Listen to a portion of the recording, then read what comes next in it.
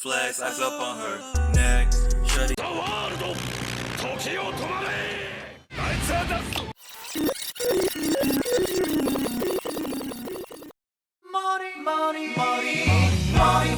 Cho Radio. We love Morioh Cho.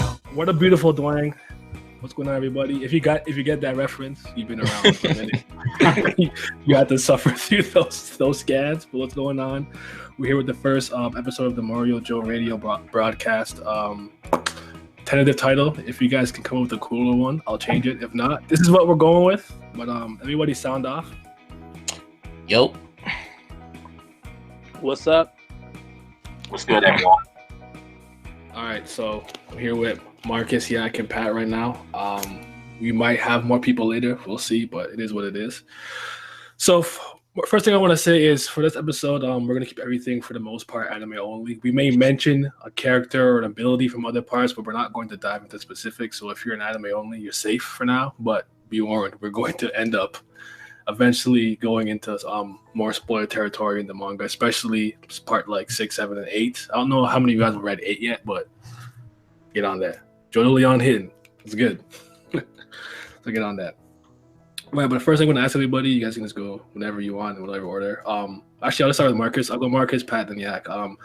How and when did you get into JoJo? And like, what was the moment, character, or scene that like kept you? Like, hooked you forever? When did the part 1 and 2 anime come out? I think it was like 2014, 2015. I think actually 2012. It's actually been a while. Oh fuck. Then oh wait, no. It was right before the Stardust Crusaders anime came out. So 2014, 2015, around there. And my boy Kyle, he was like, "Yo, watch this shit," and I'm like, "Of course, all right." Like, if I trust you, I'll watch, read whatever you say. I don't really give a shit. I'll get to it eventually. But I'm like, all right, let me check this out. And like, I was literally just hooked for like 2 episodes in. And you said what character? Well, I mean, whatever it was in particular that made you stay. Honestly, my boy Joseph, like, and not even like Joseph being Joseph, like, just the scene where he pulls out the Tommy gun and shoots it I was like, where did you even hide that, bro? Because like, what happened is like, when I was watching JoJo, like, for some reason Crunchyroll was fucking up for me. So as I'm watching part 1, like, it skipped into part 2, and I'm like, what the fuck is going on? And I immediately just see this dude shooting into a restaurant. I'm like, wait, I have no idea what's happening right now. I need to understand what's going on. So I had to start over again. I understand. Then I'm like, okay, now I get it. I need to know what the fuck happens with this dude because he's the best. I feel it. That one scene, it made my day. I will have to watch it when this is done. What about you, Pat? Okay, so when I got into JoJo, I was like on Twitter, and then like this was 2014, and I would see people post pictures of these like brolic dudes doing these weird funky poses, and I was like, what the hell is that? And then they were like, oh, it's JoJo's Bizarre Adventure, and I was like, JoJo? Never heard of that. But I was like, go ahead and watch it. They just did like a remake. It's an old series. I was like, okay, I like old series, so let me check it out. So I started watching it, and literally the first episode, like as I'm watching it, I'm like, bro, what is going on? Like, first you got this man Dio spitting on his father's grave. Yep. Then he shows up to Jonathan's house, kicks his dog for no reason, kisses his girl, and I'm just like, wow, this is like the biggest dickhead I have ever seen in my whole life. And then, like, literally, as I'm watching the episode, like, I'm enjoying everything. And then at the end, when Jonathan has enough and he storms back into the house and he's like, Dio! I watched that scene today. He started beating this shit out of Dio. I was like, yeah, I'm stuck. I'm watching this. I'm gonna keep watching this. Yeah, you're like me in that sense then, because you got into it from the jump. But what would you say that was the hook for you? Like, yeah, that was the moment when Jonathan had enough. I was like, yo, I'm definitely gonna be watching this. I feel it. What about you, Yak? I got into JoJo, I think, late 2017, early 2018. So I was pretty late to the party. But yeah, I got into JoJo like right away because Dio, the fucking dickhead, man. I swear to God. Like, I hated his attitude right away. And certain people, like, you just love to hate them. And you just absolutely love to hate Dio right away. And I was like, this motherfucker needs to die, like, soon. And like, Jonathan was just rolling over a little bit in the beginning. I'm like, man, you little bitch, Jonathan, come on, dude. But then he, of course, corrected that, and I was so happy. But I think Dio was the one that actually kind of made me want to stay just to make sure he died at some point. Like, that was really it from the beginning. But then, of course, as you continue to either read or watch JoJo, you realize there's so many good things about this series. But Dio was the one that made me stick around because I had to make sure that something bad happened to that little fucker. I feel it. I got into it. I think in hindsight, like if you really think about it, we were all pretty late because I got into 2012. And if you really think about how old the series is, like 30 years, or maybe 30 years plus. But I was always the one thing about JoJo I always knew about for some reason I was completely out of context was just that there was a guy with a road roller. That was the only thing I knew about the series for years. From like 2018, from 2008, for whatever, I just knew there was a guy with a road roller. That was the only thing I knew about it. So I remember when that scene happened, I was like, oh my god, there it is! I was like, there it is, like there's a road roller. But I got into it from the anime because there was I can't remember if it was a commercial for All-Star Battle, the JoJo game, or maybe it was the Jump All-Stars game, where there was two characters I didn't recognize. Every other series there, I knew who the characters were or where they were from. I'm like, who the hell is this guy? Like, so I looked it up, and I'm like, JoJo's Bizarre Adventure. I'm like, all right, so a generational story around the misadventure of the Joestar family. Sounds pretty cool, I guess. I'll just check it out just to see something. And honestly, from the moment he kicked that dog, I'm like, what the hell? Why you like this? That's all it took for me. That was it. That's all it took. I'm like, hey, why you kick that man's dog? Yeah, get your asses over here. Yeah, that's all I needed. I was hooked from that moment because I was in college at the time, right? I read all 8 parts and watched the original anime. I think the last episode came out when I finished part 8, like that week. I did all in 1 week, like 7 days. So I read all 8 parts and watched the first 2 parts in 1 week. That's all. Nigga, you good? I was hooked. I could not stop. I didn't even go to class. That's exactly right. Not even go to class. Think about this, like that's like good 1,000 chapters right there. I know, but that was during my machine phase. I could just absorb chapter like a crackhead. That's like when I first got into One Piece. I watched all the episodes up until, because it was in Zoe at the time, because I got into One Piece really late. I watched up until Zoe in a span of a month and a half. Jesus. I know. I may or may not have skipped a few classes for that, but it's all good. Yep, I openly admit I was just in that room for like a whole week. I only left to eat and shower and brush my teeth. That's exactly right. Your roommate checked in, make sure they didn't have some corpse in the other room. Yeah, but yeah, man. So we all got into it pretty much in the same vein. All right, so do you have a preference from the anime or manga, and why is it both? Okay. For me, the only reason why I prefer the manga is because it's farther ahead. I get really impatient when it comes to a lot of series. I remember when Attack on Titan came out, the second Eren got eaten by the Titan, I was like, wait, what? Okay, I need to know what happens now. I was not waiting a week. I'm like that. I feel it. The second something comes up, that I'm like, okay, what the second I get to the point where I'm like, I can't wait anymore, I just start reading and I'm like, all right, now I know. But I can honestly say that the anime is probably a better way to go about it, especially when it comes to part 5, because a lot of times the manga has, because of the nature of some abilities, it's difficult to really visualize exactly how they operate and what's going on. Right. While if it's Very animated, you can actively see what's going on, how the movement is, and it's a lot easier to actually construct what's going on mentally and put in, like, especially like if you read the manga years ago and you had the god awful Yo, like Bro. if you had the god awful scans, like you tried understanding what King Crimson did, asking anyone that read those scans, they'll just tell you it just works. that's where the meme came from. Like, it just works. Yep. It Right. just works. so like I think the anime's JoJo is one of the series I believe operates better as an anime than it does as a manga. I feel it. Anyone else?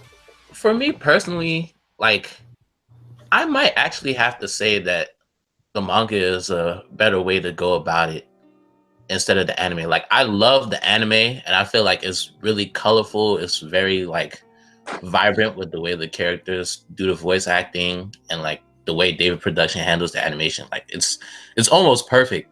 But it's just like, I don't know, the way Araki draws some moments, it's like you just have to see it in the panel. Like, I got you with that. When you're reading part 3, and then when you see Dio walking to Jotaro at the end, I'm like, bro, like when you flip it through the pages, like, bro, these dudes really about to throw hands. He's like, oh. Yeah. Like, the anime did it as well as they possibly could, but just like reading the panel and then seeing it in your head, where it's just like, this dude's really walking to him, they're about to fight. Or like in part 4, when Kira exposes his identity on accident, and Josuke's like right there, and you're just like, oh shit, and like the rain paneling, and he's just like, oh my god. But like, if you want to watch the anime and just stay with the anime, I have no problems with that, because the way some of these things go when you watch the fights, like hearing them call out the stands, like the latest episode when Narancia was finishing Crush and Talking Head, and he's like, Father Revere, and he did the pose. I'm like, ah! Yeah. I've been waiting for that moment for so long too. I was like, there it is. I got it. So yeah, like for me, I would say manga, but if you want to stick with just the anime until you catch up with all the parts, that's perfectly fine. Just be very careful with spoilers. Yeah. Well, I mean, obviously Naya's right that the answer is both. But this is always a hard question for me to answer, because I think in general, when people want to debate manga versus anime, it's really hard because sometimes anime adaptations are just so shitty and they're awful that the manga is just the default answer. Because with the manga, you know, when we're going through and reading stuff, we kind of, I guess, subconsciously insert our own things that we like when we're interpreting things to make it more entertaining for us. If you know what I'm saying? No, I got you.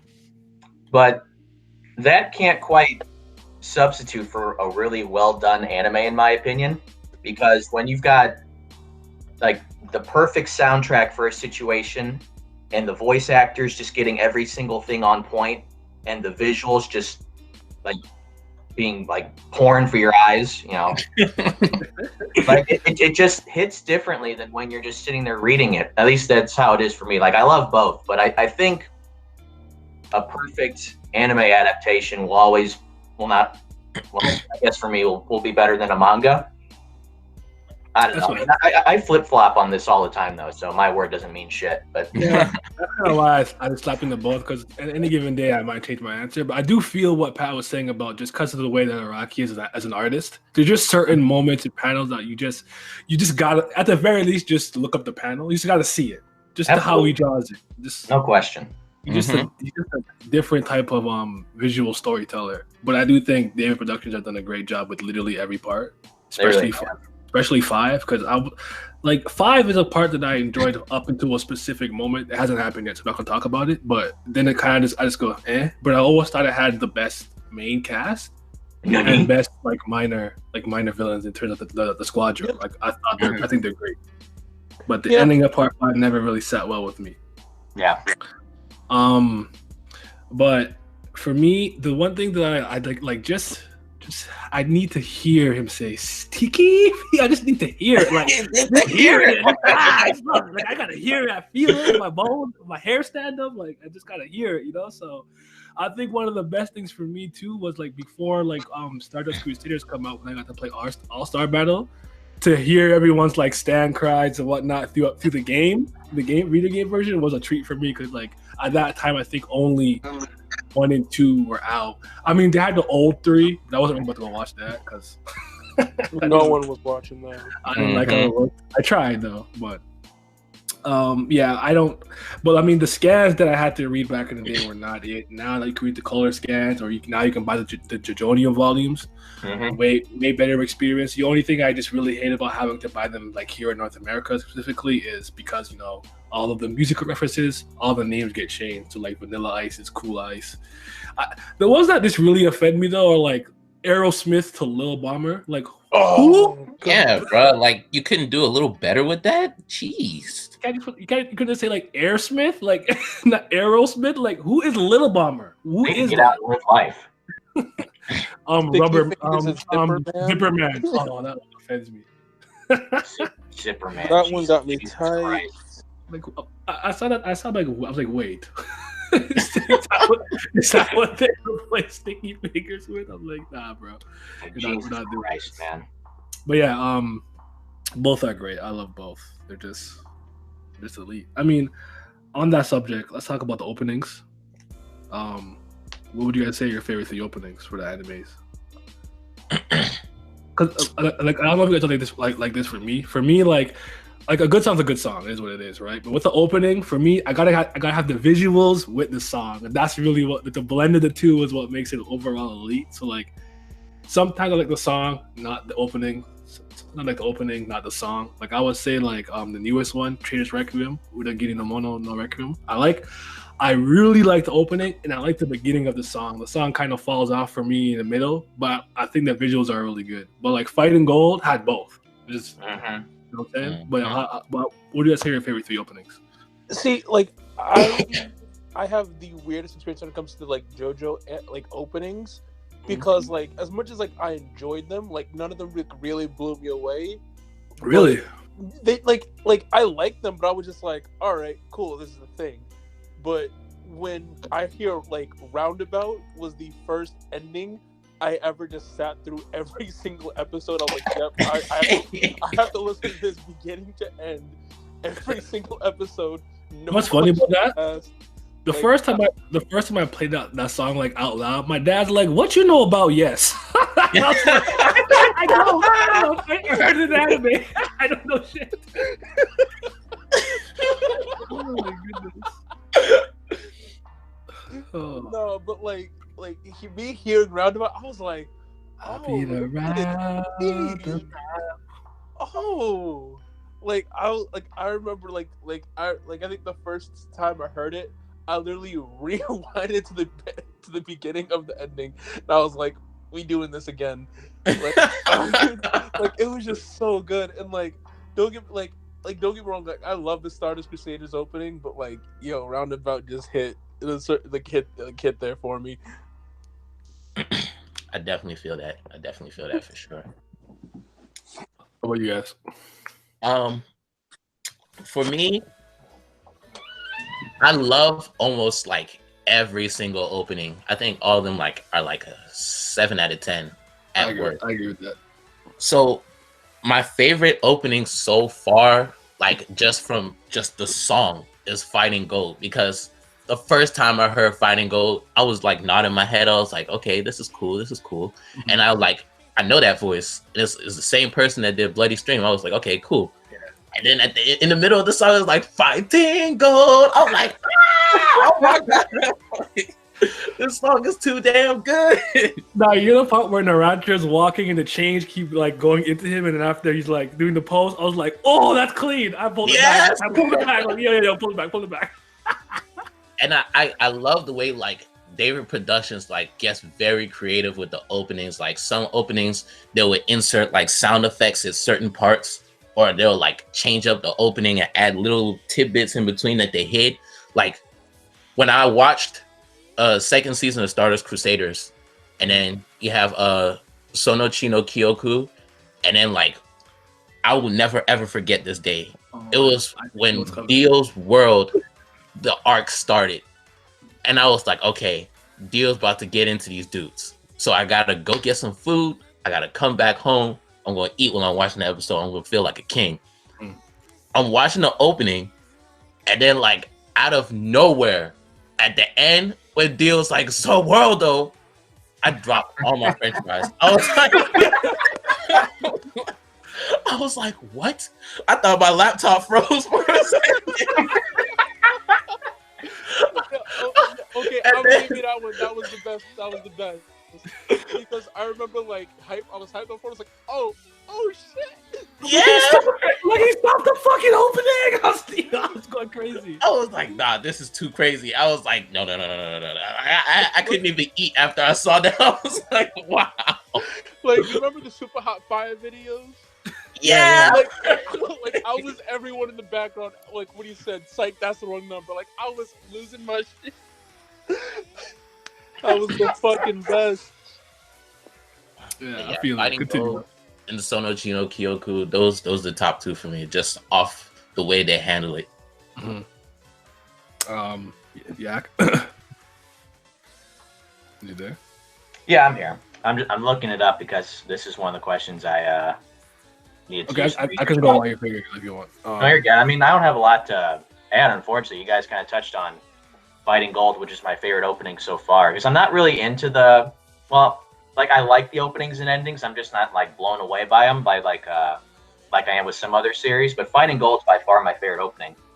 And then my favorite ending, it's the first ending of part 4. I think it's I Want You. I think I Want You by what are they calling it? Savage Savage Garden. Yes, I love that. Yeah, one. So those two are, for me, heads and shoulders above everything else. But I mean, I like the others. It's just I'm not like, oh my god, I'm gonna shit myself if I don't sit here and listen to them. I don't know. For me, I like Pat. I think every opening is worth something in some right, whether it's the song or the opening. I think they're all like a 7.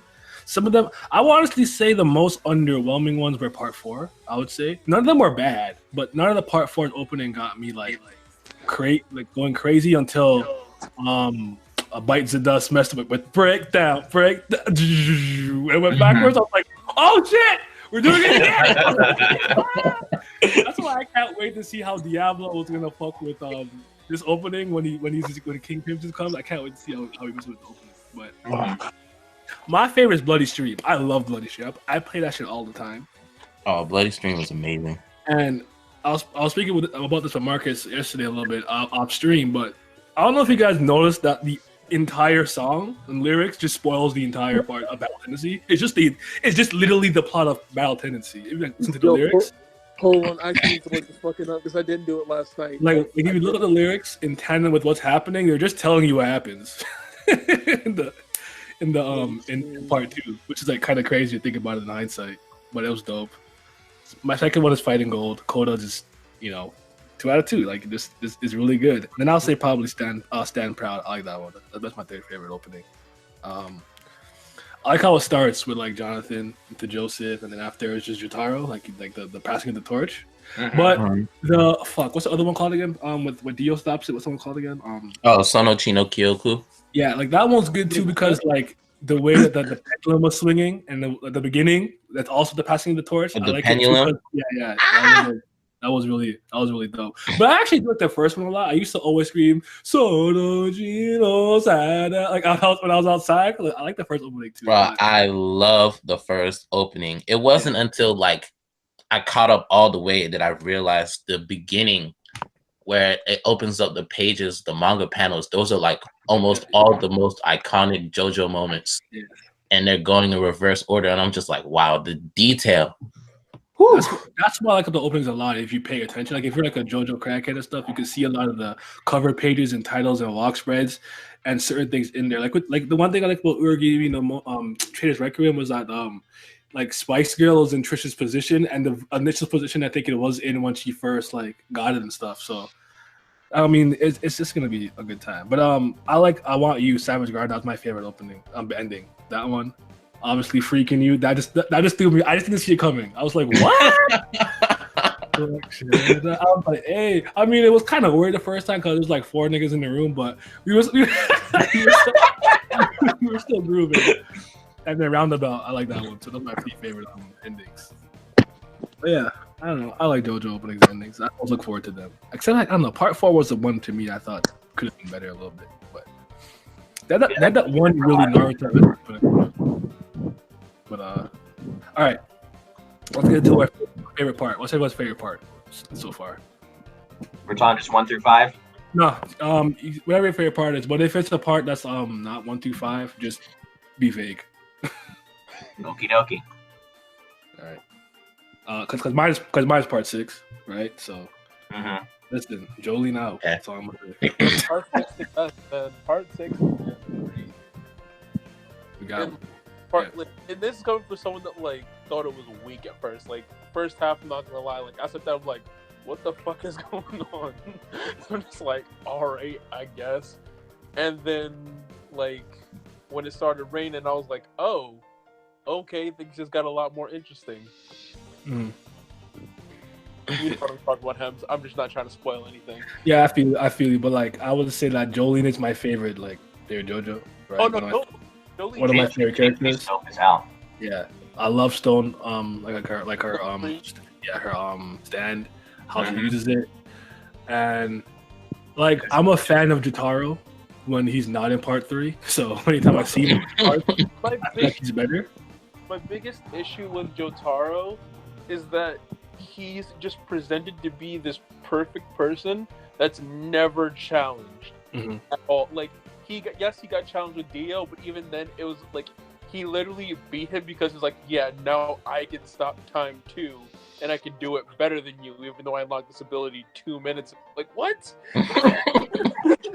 Like Jotaro makes me so unreasonably angry. He's just not interesting. Like for being really honest, like I mean, like he's got some cool parts to him and all that stuff, but I don't care about not being interesting. Like I just don't want this guy to win. It's like, yeah, obviously you're going to win. Who the fuck is going to challenge you? He's iconic though. You gotta give him that. Like I'm not denying that, but like you literally need to have godlike powers in order to beat Jotaro. Like that's it. Like you literally have to be like, "Yep, I'm God now. Let's go." Like that's it. Yeah, I mean he's not one of my favorite JoJos, but I don't have a problem with Jotaro, especially in part 4 and like a little bit in 5 and 6. I like him a lot more in those parts. Right when he's in limited doses. Mm-hmm. I like Jotaro a lot, but I understand the complaints that people have because like not everybody wants to see somebody that's super powerful all the time and can do no wrong. But to me, it's just like the way he's presented to me is just too cool. Like when they were fighting Yellow Temperance, and then Yellow Temperance has like the highest durability of any stand, so you have to attack the user. And then when he popped up behind him, and he was talking a lot of shit back there, and I take that kind of stuff to heart. And he's like, "Do you understand?" And then he hits him in the mouth. No, he's got a lot of really cool. Was this Steely Dan? He get the ticket too? Oh my god! Oh.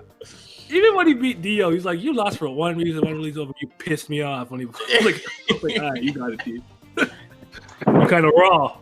Yeah, when he's walking up on Dio, he's like, "I have to get closer to you so I can beat the shit out of you." I'm like, "Okay, all right, fair enough."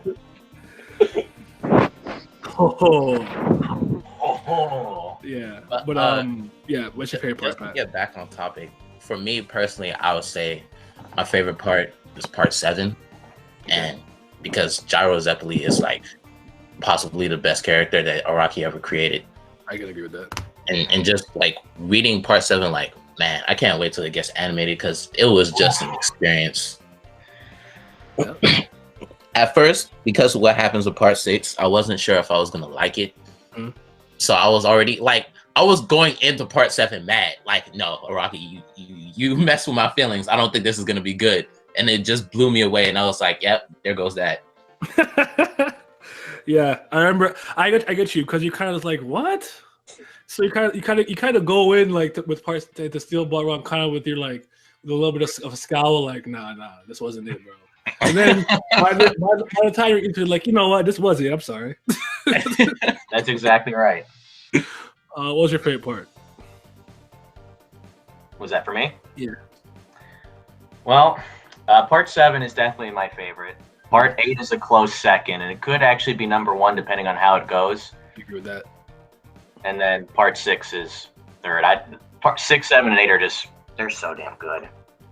I love it.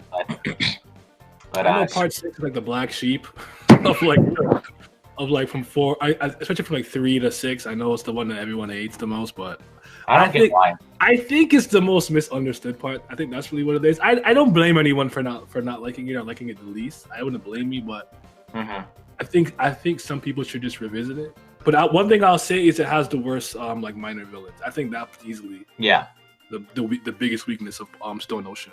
I think that's fair. Least favorite parts. Okay.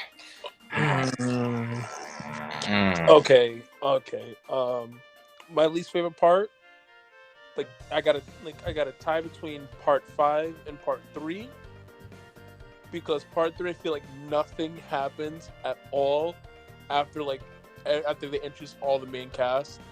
They deal with what the fuck was the old woman's name?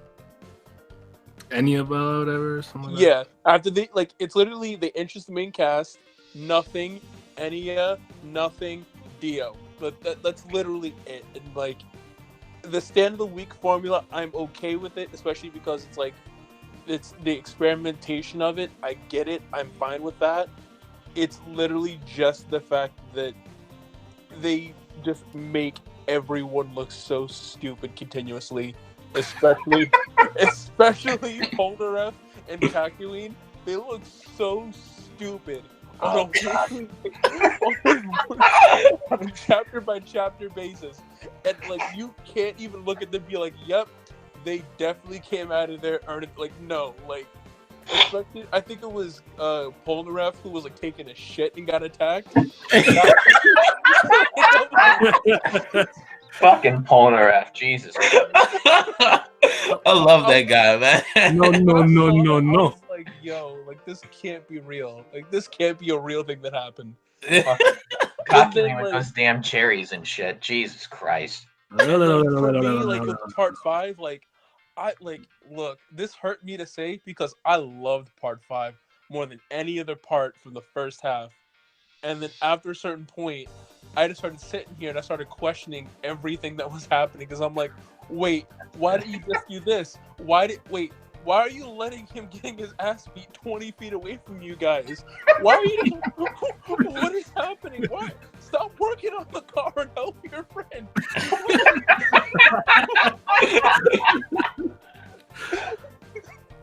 Like, it's just all this random shit happening. And I'm just like, it's bad enough you guys killed off my favorite character out of your entire group. But now this shit is happening? Okay, fuck this. But... I want to preface by saying this though, with me personally, I don't hate any part. I love every part of JoJo. This is just my least favorite comparatively. When I say this, like I love every part. They're all great. They all have weaknesses. Like characters I like, things I don't like about it. Like I think every part has its own strengths and weaknesses. I would say 7 is the one that did it the best, but I don't have an issue with 7. I have a personal gripe with Johnny. I just don't like anything about him. You just don't like cripples, bro. All right, shit. Maybe that's part of it. I don't know. I just don't. I just don't like him personally. I don't know why. Not his look, not his stand, not his power, not his motivations. None of it. Tuska's kind of lame, bro. Like, he's got one moment in JoJolion that I thought was respectable. That's the most I can give him. So, but part 7 is good. But for me, I'm with like Marcus. It's like part 3 was just. Part 3, I think I'll say 5 for now, but it could end up like depending on how I feel about the end of the part 5 anime when I watch it again. It could change. I'm planning on revisiting part 5 soon. Yeah. Like I've had enough people tell me that I'm giving it a bad shake, and I'm like, all right, I'm gonna give it a second chance because like I really loved Part 5 so much, and it really made me sad. I think a part of what makes a lot of the JoJo parts really great is the strength and charisma of some of the villains for whatever reason. And Diablo just was not it to me. I think to me he's the worst one. To me, Diablo? Right? Yeah, like I don't think it's Poochie, but most people say it's Poochie. I think it's Diablo. I think he's got an awesome ability and a killer stand. I don't think he's very interesting. I think Diablo was miswritten personally. I like his motivation. I like his stand. I like what he can do. But I think the biggest issue was pretty much his reason for sending them out. And then once they get Trish to him, what happens? And then everything after that. Yeah, I agree with that. Yeah. Because like, it's like, okay, make sure you protect Trish. Just make sure you just bring her to me. I'm gonna kill Trish. What? Okay, now all of you guys kill Trish. What? Why didn't you just have them kill Trish when they got her? I'm so confused. He's a little all over the place. I don't know. He's I don't know.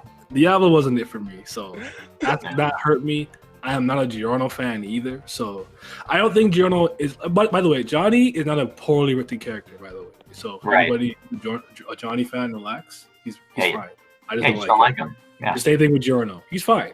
You can't have everyone in the group be super eccentric, loudmouth, or quirky. You know, Giorno was the one that's just kind of just chilling. It's fine. He's not it for me. I don't know. He's not okay, it. I'm gonna stop talking about Part 5. But real quick, I'll say about Part 3. Part 3 has so many really, really standout moments that I really love.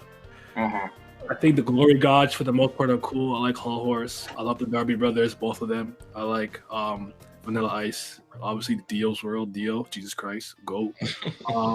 Nduel, I think, is an underrated one. I think the Nduel fight in the desert was really fucking good. Oh yeah. Yeah, I don't know. There's some other moments. I think there's one thing about Part 3 that makes me really salty. I spoke to Marcus about this the other day. Is I feel like the Darby brother, the gambler one. I can't remember his first name.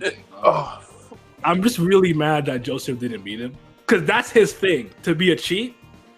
Like the way Jotaro beat him in one, I was like, no, this is not. I don't like this. It should have been. He beat him because he had the biggest fluke. He's like, yeah, my hand sucks.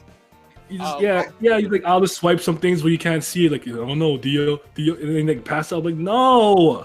I don't know. It always sat. But like, you know, the racing car and the baseball stuff, all that was great. All the sacrifices they had to make to get just to the Dio stuff. Kyakuin hitting the clock so the clock would stop, so Joseph could figure it out. Like, I don't have an issue with Part 3, and like I don't think it's bad. I just think comparatively, I like the other parts better for the most part. Jotaro, I didn't love him or hate him in 3. He was kind of there. He had cool moments to me. Obviously, you can tell Araki was still playing with stands. He was trying to kind of finalize it and kind of perfect the formula, so you can see he's a little like Starfinger. Like, what is that? Like, how come we can do that? I just stretch these 2 fingers out, like never does it really again after like the 2 times he does it. So just like a lot of iffy things here and there, but overall, it's still a great part. I think the biggest thing with Part 3 is that coming off of like his method of combat from Parts 1 and 2, like, he had to like still like give what JoJo's great at, which was like just insane hand-to-hand fights, and create a new way to do it. And then after he started like playing around with it on a weekly basis, like, wait, I can also do this. Wait, I can do this. Wait a minute. Okay, I'm getting more ideas, which is why in Parts 4 and 5 we're seeing a more wider variety of stance, especially for the protagonists. Yeah, and good uses of it. I don't know if you guys, this bothers anybody. It doesn't bother me. I think it's a thing that makes JoJo really funny. It's just how derpy they could be, where it's like, I will be at the point, if I was a stand user and I'm walking and I trip by myself, I'm convinced someone's attacking me immediately. I'm taking my stand down. That could be completely my own fault. It's like, so yo, everyone relax. Yo, stand user somewhere, bro. Then you launch into an inner monologue about where they could be and shit. Oh, Yeah, where are they hiding? no, that's something crazy could happen, and it takes them so long to realize, like, oh shit, we're being attacked. I'm like, come on. They don't even notice. Again, that's something I hated. Like part 5, they sitting there working on a car 20 feet away. I'm like, Mr. Naracha is clearly being attacked. What do you mean? What is he doing? You guys just betrayed the boss? Like, think about the situation. Why would he be doing this? Like, help him. Oh my goodness. Well, sorry, Pat. Go ahead and tell me what's your least favorite part. Okay. For me, I've covered like every JoJo part twice just to make sure I feel a certain way about certain parts. And I don't know, man. Like part 5 is a good part, but I can't click with it for some reason. Like I like the cast. I think Mista is hilarious. I love the way Abakio treats Giorno because it's like you can see like the way he treats Bruno with the highest respect. And then the first time he met Giorno, he pissed in the cup and tried to give it to him, and he still keeps talking shit to him. He's just like, "Why are you like this? He didn't do anything." So it's just mad funny to me. Like Narancio is dumb. It is funny. I don't really like Fugo at all. Even like people tell me read the novel. I read the novel. I was like, okay, I understand. But you don't like Fugo? No, Triple H feedback did not make him any more interesting. I agree. Yeah. Like, but it's just like when I started part 5, like I was reading it, and in the beginning, you know, there was like, oh, Giorno's Dio's son. I was like, okay, you got my attention. Mm-hmm.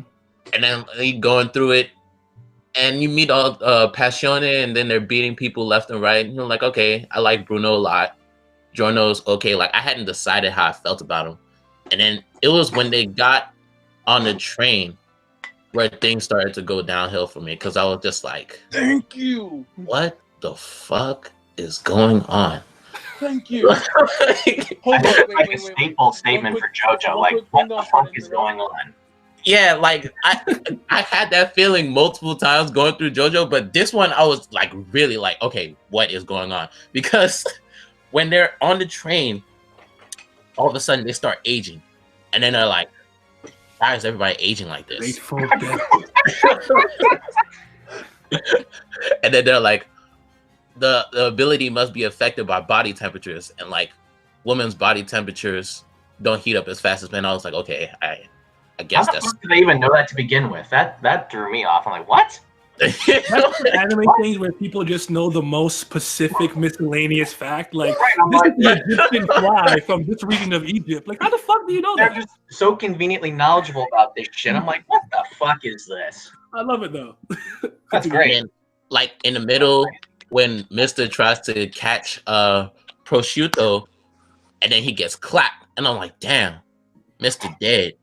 And then they're like, no, Sex Pistols actually stopped the bullets before it got into his head. I was like, okay, so he's alive. All right, cool. Sex Pistols goat. Sex Pistols goat. Sex Pistols out, man. And then the part that really just doesn't sit right with me is when Bruno catches Pecci and Prosciutto in the conductor's seat, and like he beats their asses. And I'm like, okay, Sticky Fingers the GOAT, because this is what I'm waiting for. And then when they get off the train, like they're on the outside, and then Bruno tricks Pesci into hooking Prosciutto instead, and then he gets like crushed under the train. I'm like, okay, he's dead.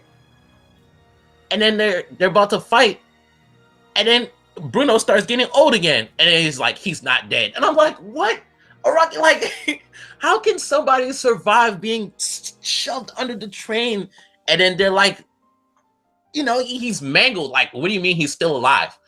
And then when they finally finish that, and then they go on, and then another member is on the train, and then they get a new stand, and then it's like he goes into the woman and then gets her personality or whatever. And then like Mark has been saying, like, Giorno's clearly getting attacked, and they're like 20 feet away not doing shit. And I'm like, bruh, you telling me that Giorno is fighting, making all this noise, sitting there chilling? Yeah, Malone is one of my least favorite. I don't like him. Like I was just like, those two parts alone for part 5, they just killed it for me. And I then actually will like say, the Grateful Dead though. I like that part. It did get back up for me when I seen White Album, because the way White Album was, it was just too fucking cool. Like he got on top of the car, he was freezing it. They knocked him off, and he started skating back towards them. I was like, yeah, this guy is a problem. Yeah, he's wrong. But other than that, like, yeah, part 5 is definitely my least favorite. And then after part 5, I would probably say, just off the way part 6 ended, I didn't really like the ending, but everything up until that point, I thought it was really good. Really? Like, I can understand why you didn't like the ending overall, but like, I don't know. Like, I just like for me, I just loved how different it was compared to the parts before it. Like, it wasn't like, I didn't feel like it was the fluke win of part 4. I didn't feel like it was a complete and utter random ass pull from parts 2 or 3. Like, nah, Joseph won fair and square. No, like, okay, Joseph won fair and square. No, the only reason I say ass pull because I'm like, how, like, no, the only reason I say ass pull is, how the fuck did he get down? What's the problem? That's the problem. How did Joseph get down? That's the how didn't he get down? Huh? How didn't he get down? We're not gonna question part 2, Joseph. Yeah. Part 2, no. Like, I love Joseph. How the fuck did he get down? He said he knew what the ground was gonna say upon re-enter to the atmosphere. He predicted it, bro. He's good. Made all the calculations beforehand. He knew. All right, fair enough. But like, I literally felt like everything was so well constructed beforehand to make all the proper events happen, so this way Poochie can get his ass beat in the end, even if it wasn't like the cleanest way possible and probably not the like biggest, most preferred way. It just sat right with me. I feel it. I mean, the part that I started like not liking part 6, because like I really did love part 6 up until the end, because I thought Jolene was hilarious and like the stands were pretty unique. But it was just, I never liked Poochie from the jump, because the way he was justifying himself and what he was doing. And the part, like, I don't want to get too specific, but what really turned me off was when Weather and Poochie had a confrontation, and then you guys know how that went. Yeah. And then after that, I was just like, oh my fucking God, like, are you serious? And then they catch him at the end, and then again, you guys know how that went. And I was just like, get the fuck out of here. Like, I was just so pissed off. I was like, nah, I ain't like that. All right. I mean, eventually we'll get into it. We'll get into a deeper discussion about Stone Ocean. But all right. Who's your favorite character, guys? Who's your favorite character and ability or stand? Oh my God. No, I only added that just in case. Like, some people they really like the Hamon or like the spin. So just like us, like, you know. So favorite character and ability or stand. Character, obviously, like, I love Joseph. Stand, like, out of the final villains, I love King Crimson. But if we're not talking any protagonists or villains, literally, what's your favorite stand or stand ability? My favorite stand ability, it's between King Crimson and I can never remember the name of the stand, but it's Okuyasu's stand from part 4. The handle. I just because like it makes me angry that he's such a fucking moron. because like his stand could be the most broken thing ever. Like, if you gave that to Jotaro for just 5 minutes, just think of the damage he would do. Well, that's why I gave it to an idiot, because he wouldn't be that broken then. I'm aware of that, but that's like, I like the fact it was given to an idiot because like it's a broken. It's pretty much Fugo, because Fugo has a busted stand, but he's smart enough to use it properly and not just murk every villain in 2 minutes. Man, fuck Purple Haze. Yo, Purple Haze the GOAT. But like, I just love that. Like, the fact that he can just like close the gap between people and just like smack them in the next week. Yo, that's my stand right there. You're like, oh, you came to me and just punched him, like, yo. He can literally do like fucking Nero chain grabs, bro. Facts. He really could.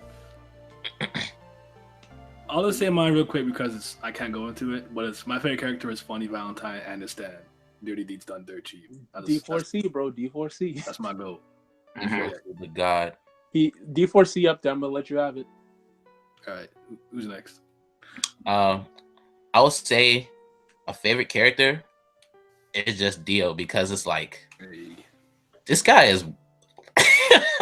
Yo, he the goat. Like, yo, he's the god.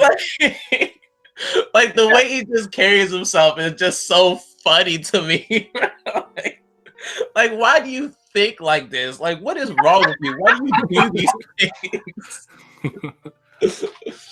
Oh man, like he's so eccentric at the most weird times, and it throws me off every time, and I fucking love it because it's like the show's called JoJo's Bizarre Adventure, and I don't think there's anybody more bizarre than Dio. Like 1 minute he's calm and cool, and then the next minute he's literally losing his mind and going crazy. Psycho, hi! I did it to a brain, like. You know what I knew? You know, like he's always been different. But when I just saw him chilling and he had like fucking chimera, like dog, a dude's head on like a cat. I'm like, what are you doing to these people? Why are you doing? Like, why did you put that man's head on a dog? Like, hello? Why not? Because you're right, but like I'm like he's just different. Like, he's just a not like. In part one, when they catch him, do it, you do it. No, I Jonathan wouldn't. and Zeppeli, and then they just catch him and he's like, how many people have you killed to heal your wounds? And he's like, how many bread have you eaten in your life? I'm like, what? Like, people don't think like this. Like, yeah, man. Yeah, I love Dio. He's just great to me. He's just great. And then my favorite stand has gotta be Heaven's Door. Because it's just like it's so OP. Like, well, Rohan would just feel like you just send it out real quick and then like read their memories. Like, is he an enemy? Nah. All right, we good. And I'm just like, thank you. Like, that's how you're supposed to use your stand. Do not attack Rohan Kishibe closebook. And how could it just like defy like logic and gravity too? Is like fly back at like 660 kilometers per hour or whatever, and you just fly back like like it's so good. It's one of my favorite stands for sure. I love Heaven's Door. Like the part that will always trip me out is when that little kid was trying to get him to play rock paper scissors, and he's like, "Boy, this kid is so persistent. He gotta be an enemy." And then he uses his stand on him, and he's like, "I don't see no stand in here. All right, I'll just play rock, paper, scissors then." And he plays, he beats him. And then he loses the second time, and he loses a part of his stat. He's like, what? it sucks that like the one guy who was like practical, like, what the fuck is this? This guy's a stand user.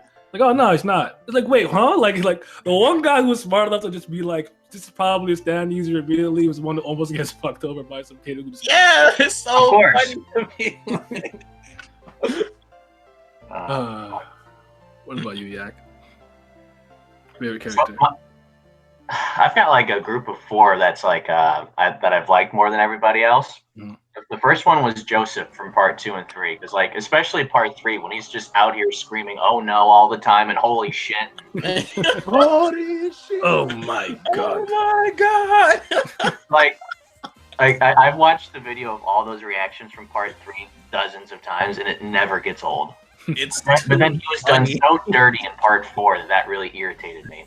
I mean, and then, I guess dying and coming back, he just does that too, you know. I know, and then it became Bruno, because Bruno's just that dude. He's great. And then Jolny, I love Jolny, and then I can't say it's the main JoJo from part 8. I can't say his name because well, for anime only people, they don't know how part 6 ended and all that shit, so I don't want to spoil that for him. But Rocky got really bored and just like named him twice. I don't know why. Probably. There's actually a good reason in story. That's kind of why he didn't want. I don't think he didn't want to say it because he didn't know. He wanted to say it because it's actually technically a spoiler. Right. That's okay. So, I'll bleep it out. It's fine. Yeah. And then my favorite stand, I think, without question, is Sex Pistols. Because you got fucking bullets running around with faces and personality, and they're fucking eating to them. Like, yo, This is it, man. This is it. Plus, I'm slightly biased because I'm writing a story right now, and I actually kind of had like a couple years ago the thought of using an idea like Sex Pistols. So when I saw it actually like in JoJo, I'm like, this is fucking some of the best shit I've ever seen. And I was like, well, fuck, someone else thought of this shit too. So. I honestly take the Emperor over Sex Pistols. That is me. Really? I don't have to reload it. I just shoot and use my brain to connect to control the trajectory of the bullet. Fuck all that reloading and kicking around, bro. I'm just using my mind. Unlimited ammo. Sex Pistols is like a little family, though. They all argue with each other and shit. And that's annoying. I'm gonna raise kids. I want my stand doing all that nonsense. I'm gonna shoot. No, I feel you though. I feel you. I like Sex Pistols, but I would always, if I had a choice, I'm taking the Emperor anytime, any day. Okay, I'll let you have. But hold on, I got 2 honorable mentions. Go ahead. Tusk Act 4. Of course. Actually, I got 3. Tusk Act 4, Echo Act 3, and Made in Heaven. Let's kill the hoe. Beat. S-H-I-T. When Echo 3 came out, I was like, best stand ever. No one stopped. Like, Echo is just the fucking best. If we're asking honorable mentions, I want to say another stand that I really love is Killer Queen, because the design is just godly. Like, it looks menacing. And in the anime, I thought that, they would give him a voice, but they didn't. And that's what made it even better, because it's just like, you're looking at this, like, evil thing just trying to kill people all the time, and it don't even speak. Doesn't say shit. Killer Queen is proof that cats are fucking evil. Yes, absolutely. Killer Queen is a really good one. I mean, I throw in an honorable mention too, but I guess I won't go into other ones. Why can't I remember in Dual Stat's name? The water. What's it? Geb? Yeah, right? I think so. That one I actually really like in Duel. That's why I just think he was actually his part was pretty good. So I like that stat. So he's cool. Cream is not bad. I think Cream has one really dumb weakness that makes it really hard for like Vanilla Ice to like fight, because he can't fucking see when he's in the void. But otherwise, that's a really good stand. Like, it just erases everything. Like, kind of like the hand, but like it's scarier, bro. Yeah, I will never forget watching that episode when Avdol was like looking at the wall, and he was like, by the time you finish reading this, you will die. And then he just came out of nowhere. I was like, what the fuck just happened? That shit had me shook big time. Like, just the climax of everything towards the end of part 3, it's so fucking iconic. Yes. Just all of it. All of it is really great. One thing I'll say too about the adaptation is, I don't know if I don't know how you guys interpreted it. It's like, I kind of don't want to say Dio and Joestar were flying. I think they were just using multiple stand leaps, and then when time stops, you can just float. It sure as shit looked like they were flying. But I'm pretty sure Dio can just kind of fly though, because he kind of like just disappears and does what he wants somehow. But like, I think the anime makes it look more like they're flying. Where I feel like if you read it, it looks like they're just kicking off the ground and like. I don't know how to feel about that. When I first saw it, I was like, what the fuck? And then because they kind of like just never do that again. I don't know how you guys interpreted it. It is what it is. I don't really care, but I always find it funny that like they kind of just sort of flew. Yeah, to me, I was just like, yeah, they're flying. I didn't even think twice about it. I was like, they're flying. How? I don't know. They're flying. Yeah, I don't know. But, there wasn't some bullshit monologue about it that one of them were thinking, Just explain why they're flying now. Oh no! Oh, I can fly. I was cool with it because it was just like it was fun. So, but they definitely don't like do that again though. So, but yeah. Okay, so this is an interesting one I want to talk about, because I find with people who are like JoJo fans, like us, I feel like we really like JoJo, and then there's the opposite side of the spectrum. They just really hate it. Oh, it's dumb. I don't know what it is exactly, but I find like, if you guys think that JoJo's an acquired taste, because I find that there's no in between. You either love it or you hate it. I think it's two things really.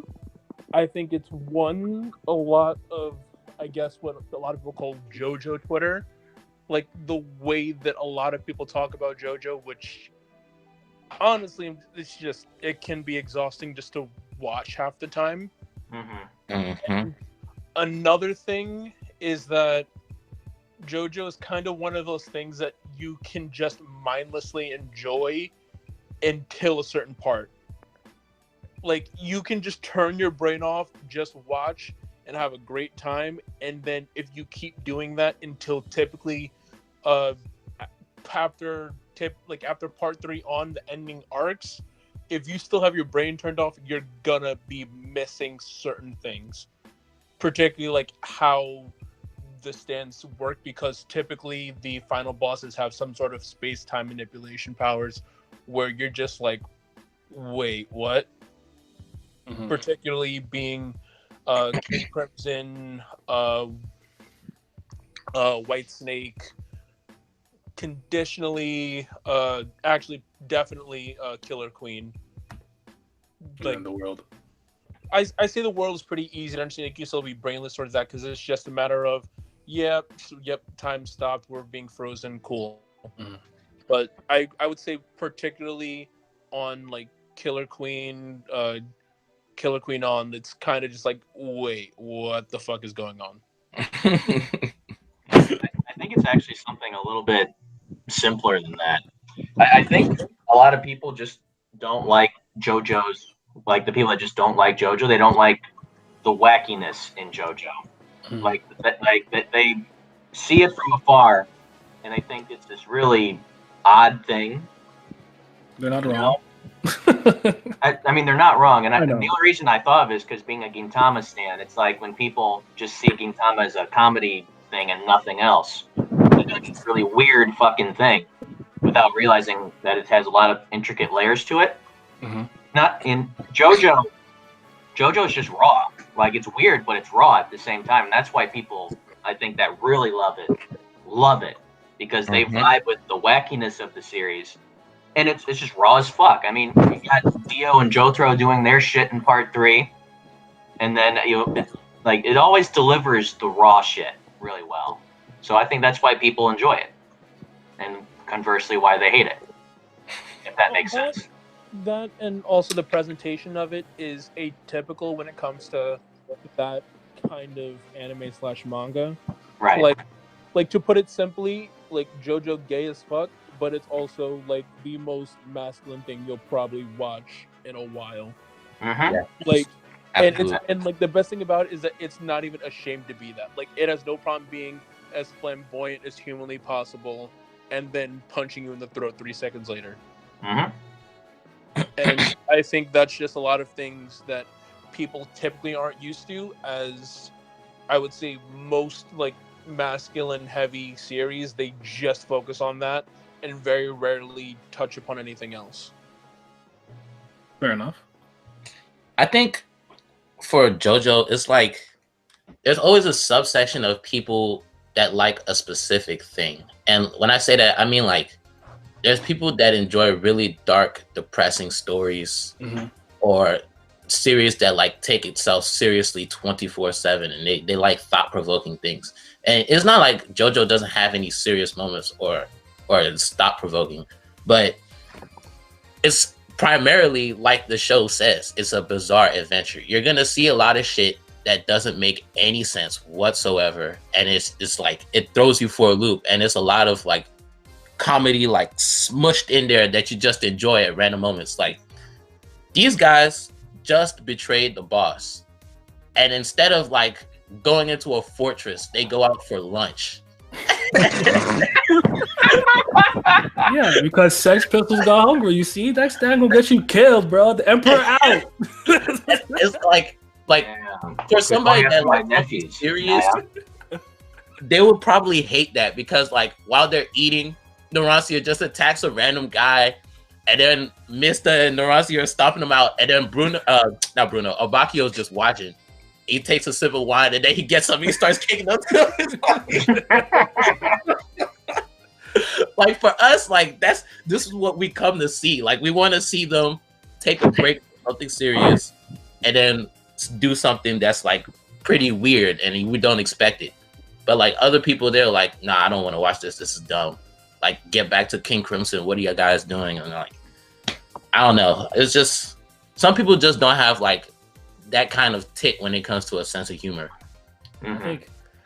I kind of agree with you. I think you hit that nail on the head. Where it's like I'm a proponent. Like I have a preference for things that are extremely goofy and over the top. Mm-hmm. That's why something like Gintama or One Piece or Jojo couldn't resonate with me quickly because it's just wacky, right? And I'll take that over something that's continuously like melancholy and depressing in its tone all the time and no one laughs ever. Like, I'm trying to smile, have a good time. Not that a series like that couldn't be a good time or thought-provoking, whatever the case may be, but I will just take the one that's kind of like crazy fun because I just like that kind of stuff. It's over the top. And to me, it's like one of the things I really loved early about part one was I love Speedwagon is one of my favorite characters because he's the GOAT, but at the same time, he's absolutely worthless. All he does is yell out what already happened. Like, his exposition is completely pointless, but he's so into it. He's like, breathe, Jojo, breathe, damn it. Like, you have to use the rhythm. I'm like, yo. I know. I can see him struggling to breathe. Why are you telling me this? I understand. Like, you know, Jonathan gets hit. He's like, I can't believe he got hit with that attack. I'm like, yeah, I saw that. Why are you doing commentary? Like, I love him. You know, like that kind of stuff makes me laugh. So Speedwagon will always be. And listen, at the end of the day, what was the journey and point of like part 1 to 2 to destroy what? The stone mask. Who hammered this last stone mask? All right, the GOAT.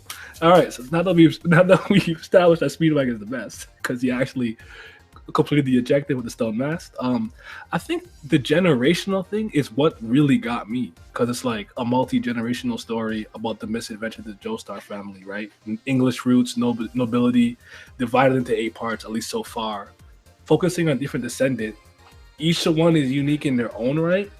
And then you get a whole new cast of protagonists, antagonists in a new setting, and even the genres are different. Like the first part's like a, horror story, and then you get Italian mobster drama on part 5, where I'm like, how could you not enjoy this? Like, this is so cool. Like, you're jumping around. You got like Jonathan's like a gentleman. You got like a cheat and Joseph, but he's a trickster, but he has a heart of gold. You got Jotaro. He's like a violent delinquent with like no respect. And can we talk about how Josuke was a violent delinquent with no respect, and then you were like, wait, let's change him out of nowhere. Like, I feel like Josuke was always kind of like just a guy who takes things in stride, though. Like, depending on what happens, he'll react accordingly. Look at like early Josuke chapters. He looks like the biggest dickhead possible, somehow beating Jotaro out. And then as the chapters go, he just gets really friendly and soft, and just like, yep, we're just here for the ride. I feel you, but yeah, I mean, ultimately, it could be a little jarring, especially from the outside looking in. But I think you got to give it a fair chance. But I do think it's an acquired taste, though. I don't think for everyone, but I think a lot of people who kind of just dismiss it immediately didn't give it the chance it deserved. That's just how I see it. I see it. But Jojo the GOAT. Facts, Captain. All right. You guys want to chime in anything else? Want to add? Or can we get into the Phantom Blood stuff? Phantom Blood. All right. So, part 1, Phantom Blood. Why do you guys think that this part, in the long run, for some reason, is kind of the part that kind of gets left behind, disrespected? No one seems to particularly like it, at least in my experience. Like, this is anecdotal for me, but I typically feel like people just like Phantom Blood is always at the bottom of someone's list in terms of favorite parts. It's either last, second last. You know what I'm saying? Mm-hmm. Why do you guys feel that way? That's the case. I think it's the fact that it's comparatively the most tame out of all the other parts. Mm-hmm. Joseph is a different archetype of protagonist, especially compared to like Joseph, Jotaro, Jordan. Like, he's just like, you can see similarities from Joseph on in some way, shape, or form, but I feel like Jonathan is such a distinct, different kind of character that a lot of people either can't relate to him or they don't think that he's like raw or just badass enough and later compared to later on standards, especially because from part 2 on, like it's still like part 1, yes, it's still bizarre, but the just the sheer ridiculousness of things that happen just is magnified from part 2 on. And because of that, like, especially because like it is the first part, it's the parts 1 and 2 are the 2 shortest, because back then it was a weekly series, so it's kind of feels like it's just about 50 chapters each, and part 2 is just 2 volumes. Part 1 is just 2 volumes. It's such a condensed story that we didn't really have as much time to bond with Jonathan as other protagonists. That's true. That's true. What would you guys say? Yeah, I touched on it. Or sorry, go ahead. Oh, well, I was just gonna say, like, honestly, I don't really understand, to be honest with you, what people's gripe with part 1 is. Like, I see people all the time in the JoJo community. They're like, "Oh, you can skip part 1," and I'm just like, "What? No! Like, don't skip anything. Like, that goes for any series that you get into. Like, why would you skip something?" Wikipedia out. Like, no, bro, you read the wiki. It's perfectly fine. It just infuriates me because, for one, like, okay, if you don't want to read it in the manga, you can watch the anime. It's only 9 episodes. You telling me that you can't crunch out 9 episodes and like you could watch like 1 episode a day for like 2 weeks. You'll be done with part 1, and then you can get through the rest of JoJo or whatever. Because it's like part 1 has an amazing villain, a good main character that you can empathize with, and then like the way that Hamon is like introduced, like you see Zeppeli just come out of nowhere walking on water, and you're just like, what? And it's just like, and like he hits Jojo, and then you're like, why did he do that? And then all of a sudden his wounds are healed. You're like, what? Like I don't really get it, because you know, when they confront Dio like 2 times, like he presents himself to be like a malevolent villain, and he's hard to beat. And like I said, it's short, like it's concise. He gets us straight to the point. What we're doing, we're gonna go take down Dio because he's losing his mind. Okay, cool. Then at the end, Dio kills him on the boat, and then we go straight to part 2. And that's only like 10 episodes, and you're just like, what is the problem? I don't know. I don't get it. I mean, I have an idea, and it's kind of what leads into the next 2 questions I'm going to ask in a second. But first, I want to get your thoughts, Yak. Well, What do you? I think, like, if say you're a manga only reader for JoJo, in terms of the art, obviously, like the art doesn't look nearly as polished as it does now when you're reading. But from a character perspective, a lot of people just in general don't really like proper gentlemen, which is what Jonathan is. And I don't know why people are like this. They find those characters to be kind of boring and not really worth it. Mm-hmm. So I guess that's a thing. Plus, as people get caught up with the series and they look back, you know, they kind of think to themselves, you know, what was the point of, you know, Hamon and all this stuff to kind of do away with it? So I guess that's why people feel like you can skip part 1 and you're not missing anything, but that doesn't really fly with me. But I think in general, a lot of people just don't like Jonathan, and that's a big part of it. Mm-hmm. And like Marcus kind of touched on, I think a lot of people, they really like the fact that, you know, all this different shit is happening with stands and all this creativity in that, but part 1 is just really fairly tame compared to the others, both in terms of the main characters and the powers and the circumstances involved. So I think that's why people kind of just dismiss part 1. At least that's kind of how I see it. Kind of feel that there's a general level of disrespect. A lot of early arcs in a lot of longer running series get. Mm-hmm. I see this with Kingdom for some reason, which makes no sense with the reconquering of Kin. I see this with East Blue. And Phantom Blood to me has always been one of the most egregious examples of this, because it's like you can't have something without the foundation, right? The pillar that supports everything that comes after it or it's built upon. So with me, recency bias. Yeah.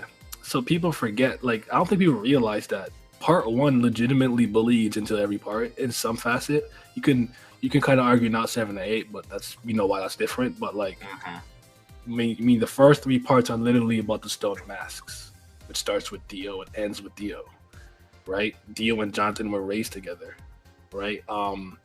The Joestar bloodline, like a lot of the stuff that, like, the catalyst for a lot of things that happen ultimately tracks back to Dio, who started to wear it in part 1. So it's like you can't dismiss its importance, though. That's the kind of thing where, like, saying you can skip it is wrong, because whether or not you enjoyed it is your own personal thing. But to kind of try to dismiss it as unimportant is wrong. And I understand being kind of upset with the Hamon thing going on. I do think Araki did the best he could by making it a smooth transition, by at least having Joseph still be there in part 3, who could also still use Hamon and Stand in tandem. I think he did the best, but I don't know if you guys know kind of behind the scenes. It had to do more with like Joseph and Jonathan kind of and being a Kenshiro kind of clone in terms of like the manga or whatever. So he wanted to do something that would really differentiate the manga he's making from all the other series, which is why he got rid of the Hamon concept and made the stands. So there was actually a reason behind that. So, or else he might have just kept it, because a lot of people even say, like, with Jotaro, you just take off his hat, he's just like Kenshiro in a school uniform. So I don't know. Part 1 to me is super important, but like, let's kind of talk about why and the things in it. First thing I want to talk about is these 2 things. You can kind of go whatever order you want. Is 1, do you guys think Jonathan Joestar is boring, and why? And then we'll talk about like Dio, the allure of Dio, and how he kind of is the reason why part 1 is as good as it is. Because I don't think Jonathan's boring personally. I get why someone would say that, but I don't think he's boring. What do you guys think? I don't think he's boring at all, because his story is... Honestly, when you really think about it, his story should be the one that people should be getting behind the most. It's a story about someone trying to prove their own worth, and then it later turns into a story of trying to get revenge for all the fucked up things his stepbrother did to him. Like, he literally left his house to become his own person at that point, got attacked by vampires, learned Haman because he was like, yep, gotta do this now. And then he finds out his half brother's actually fucking demon. And he's like, yep, and you killed my dad. This has to fucking, like, this, like, we can't have this. And for all, no, like, when you really think about it, for all the people that love Dio and everything Dio is, you cannot have Dio if you have no Jonathan. If there's no Jonathan, there's no point in Dio existing. Dio's just some dickhead who got his way. Like, if you like, come on, like, if you get rid of Jonathan, okay, what happens? Okay, Dio just killed some random dog on the street. He cased some random girl because he got bored, and he got a mask, became a vampire, took over the world, and we're done. That may have not happened, though, because, like, the reason why I asked you 2 questions together is because the nature of their relationship is literally kind of what is the foundation of what a lot of the, at least the Stone Ocean arc or saga is based upon. Because, like you said, without any Jonathan, there isn't a Dio. There isn't anybody who legitimately pushed him. Jonathan was the only person who could push him to the brink, where it's like now he's got to really think his way out of a problem, because he thought, yeah, this dumb spoiled little rich kid, I'm gonna just come fuck his life up, take his estate, kill his dad, and that'll be it.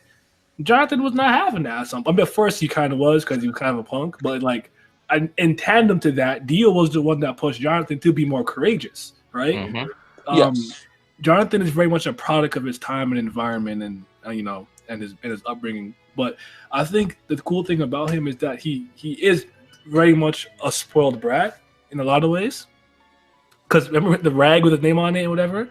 And then when Dio comes, he's like, yo, I've been spoiling you. But that's kind of helps him push himself to not be like trash. Because in university and stuff, they kind of both take themselves to the next level, because they're a push and pull, right? They're a yin and yang in that sense, which is why I never found but why I could say Dio was carrying it.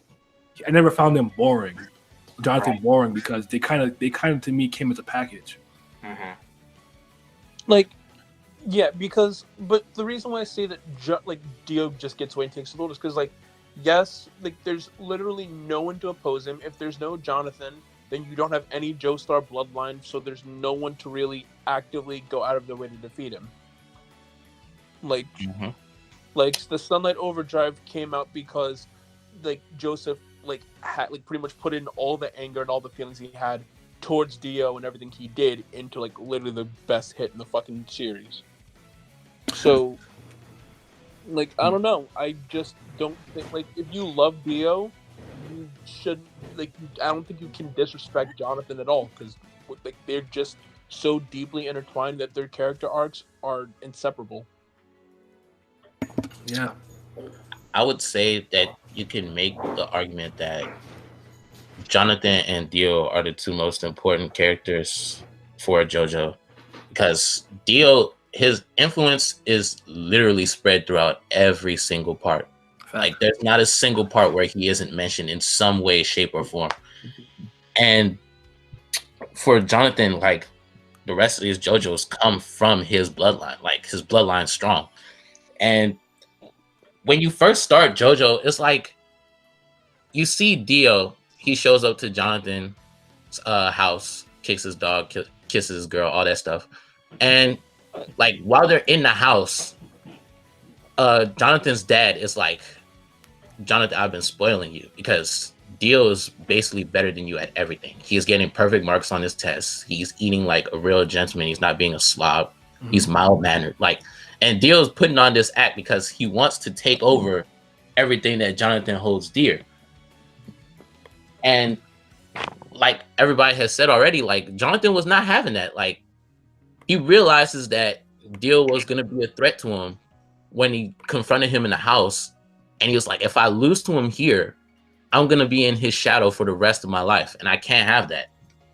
And he stands up to him and he beats his ass. He beat his fucking ass. And then Dio was he underestimated Jonathan, because he was I didn't think he was going to snap like that for real. And because of that, instead of me being, upfront about me not liking Jonathan, I got to play it cool. I got to go behind the scenes and I got to work my way to the point that I want to get to. And even after all that, with the Hamon and stuff like that, after Dio becomes a vampire, at the end of part 1, the words that Dio says when Wang Chun is making fun of him, he's I will not tolerate any disrespect towards Jonathan, because he's the only man that I respect. And for someone like Dio, who sees everybody beneath him and is just a major dickhead, he is a top of the line narcissist.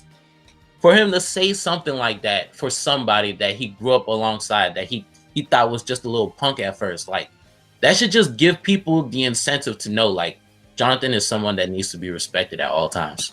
Exactly. Because and then that too was that's why he took specifically his body, which is kind of dumb, because it's a Hamon body, a rippled body, or whatever. Which is why they kind of had that. He's yo, but his body has rejected me. I haven't fully gotten it. You could tell that he's obviously he's still a vampire, but he's not as strong as he was when he was in part 1.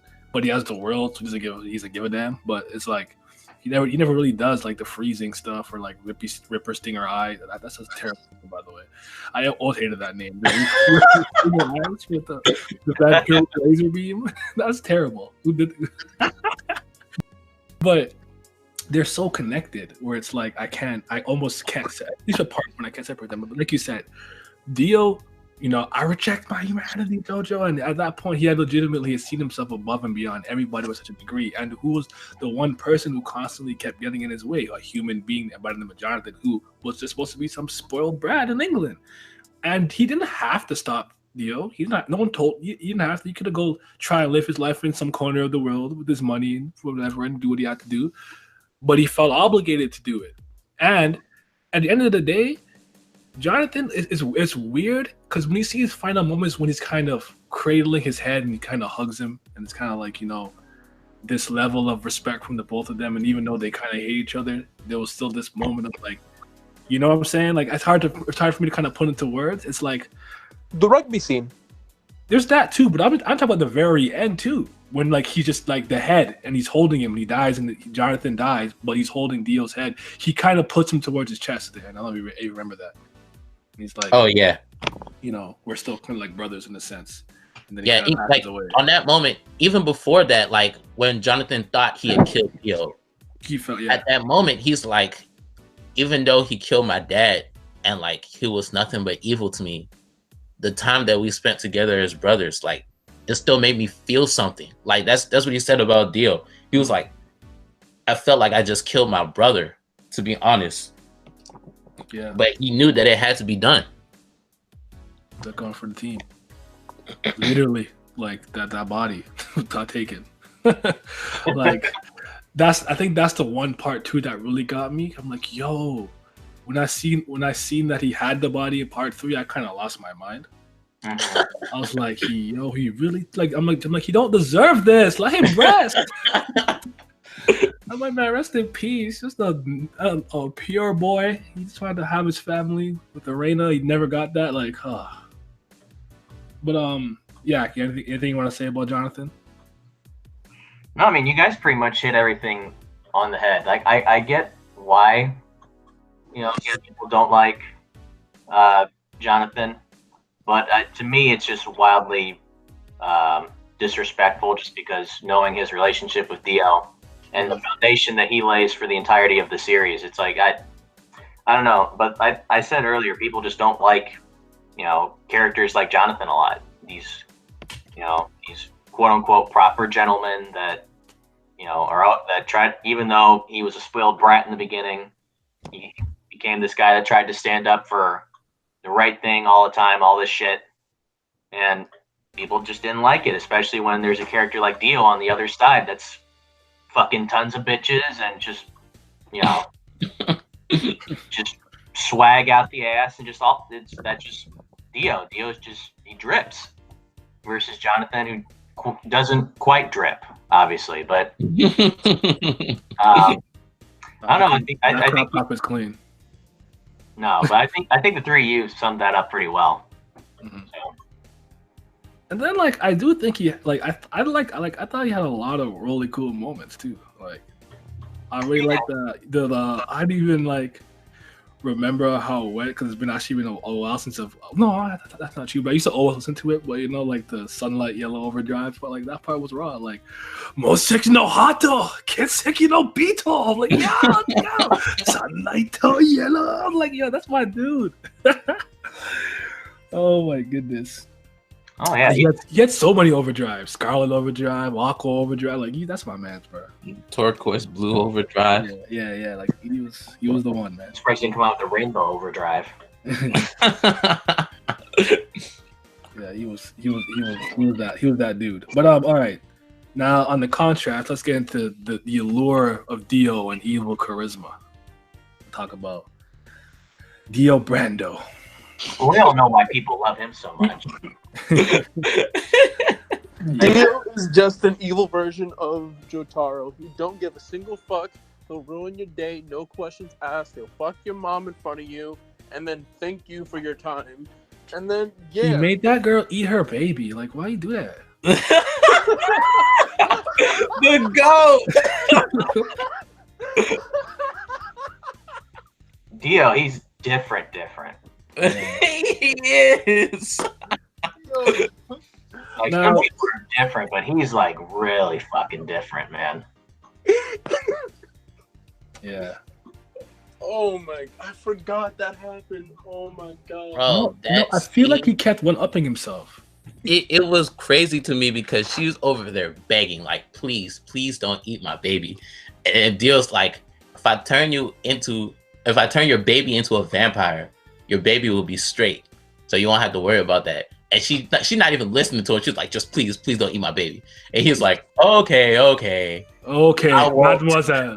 It's like Kono Dio, I swear. I will not eat your baby. And he turns her into a vampire. And I'm just like, Dio, what the fuck, bro? Yeah. Well, it's like he doesn't care about anybody else because he doesn't view them as anything worthwhile outside of Jonathan. I mean, so he can just have all these people do all these things, and he's like, whatever, you're all little, not even insects, you're less than that.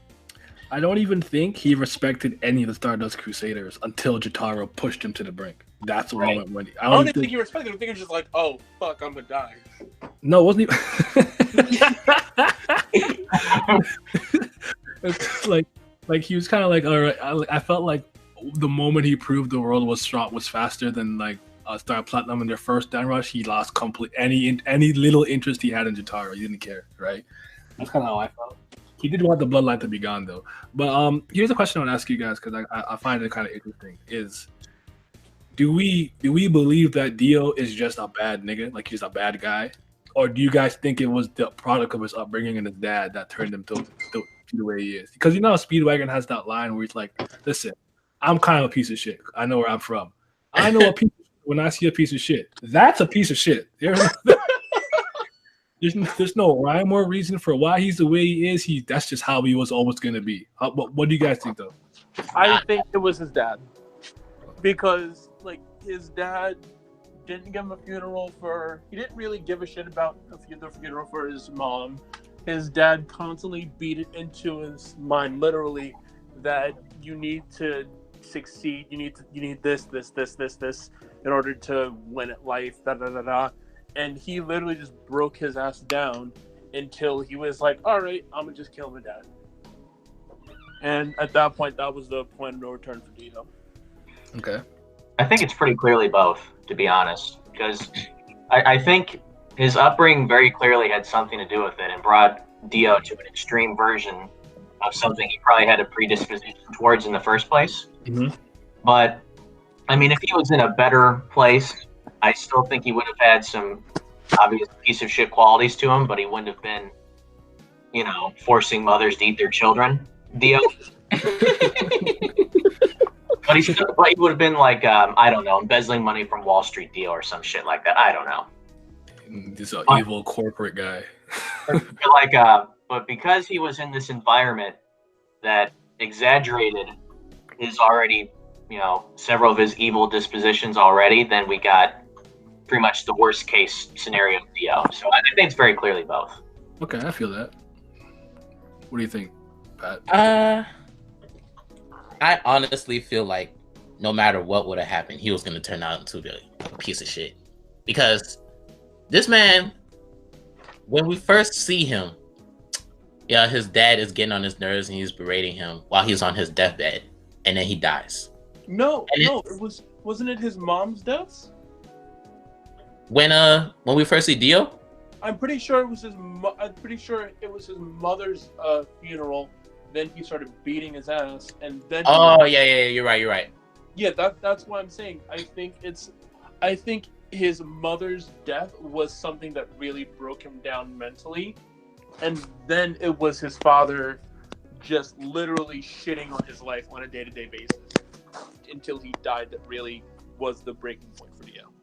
See, that would be a good point for me if we got to see like how his mother interacted with him, but we never got to see that.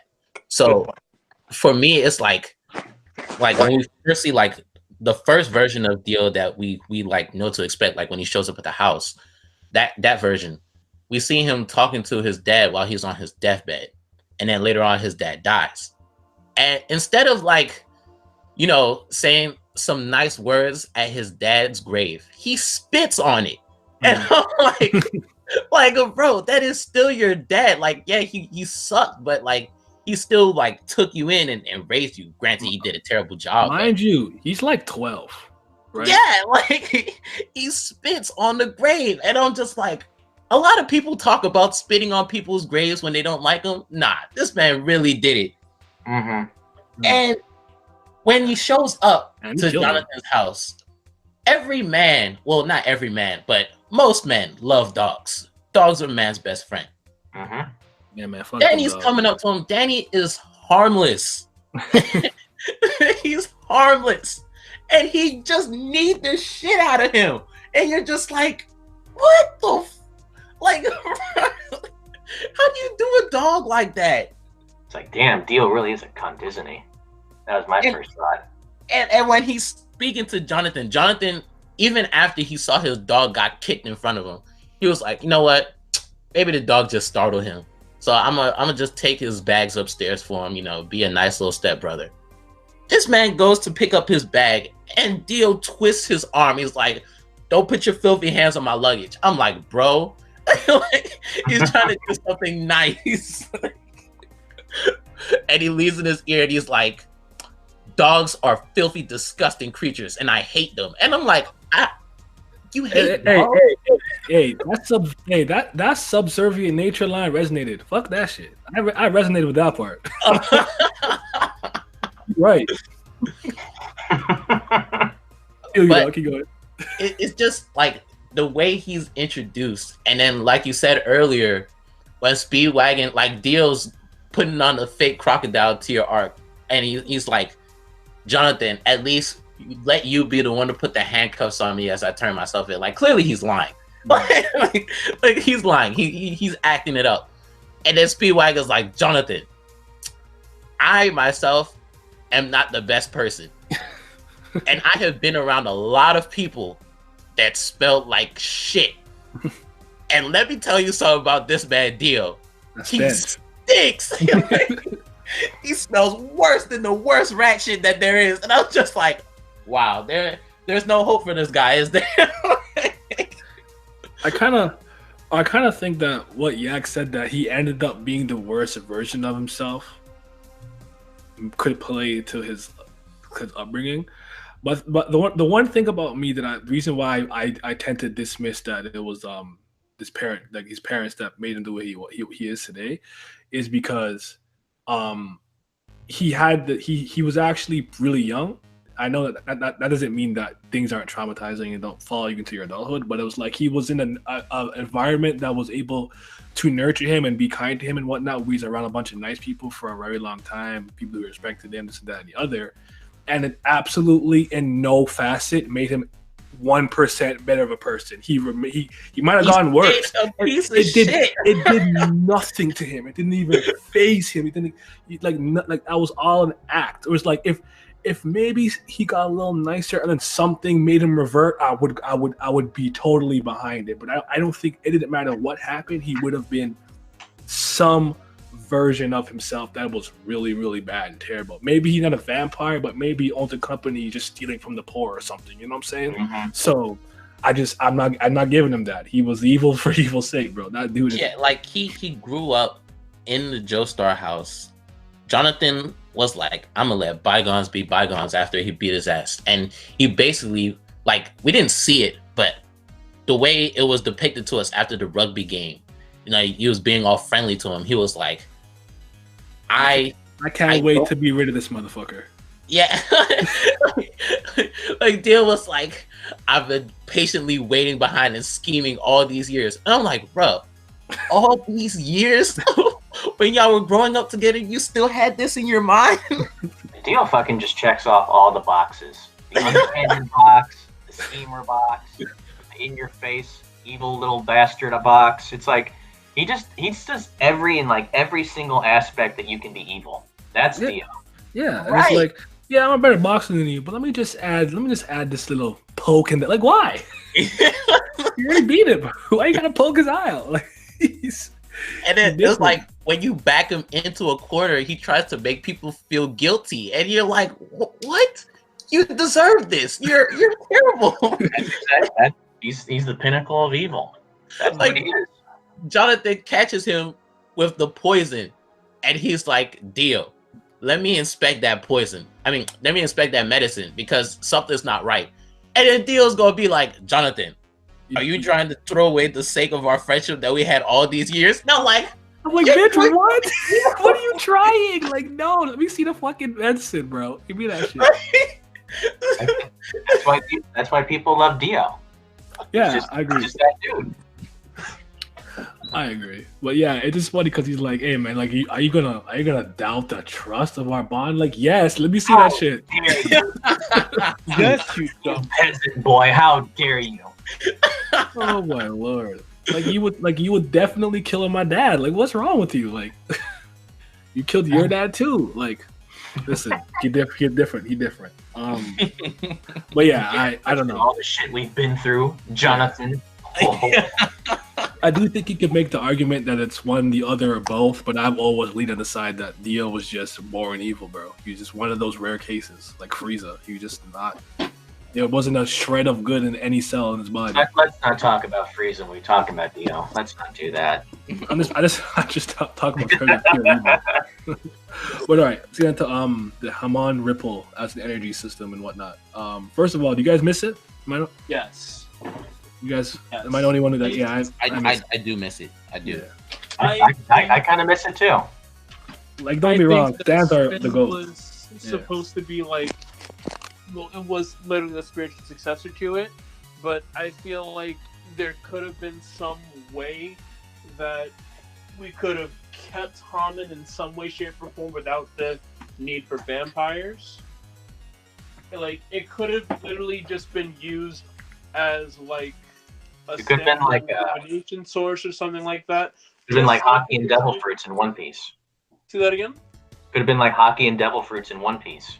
Essentially, like they could have used. I think he could have used it to be like this, this external like stamina source, like when they're fucking exhausted, and they have some natural predisposition to use Hamon after a while, and they can like just use the sun to like not be so fucking exhausted in the middle of a grueling ass fight or some shit like that.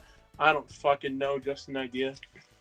I kind of feel you. I mean, ultimately, I think I can't remember if it was what side story it was. Where was it? Purple Haze feedback, where they had a stone mask just waiting like somewhere, but like arguably, I think all the stone masks were destroyed. There were no Pillarmen.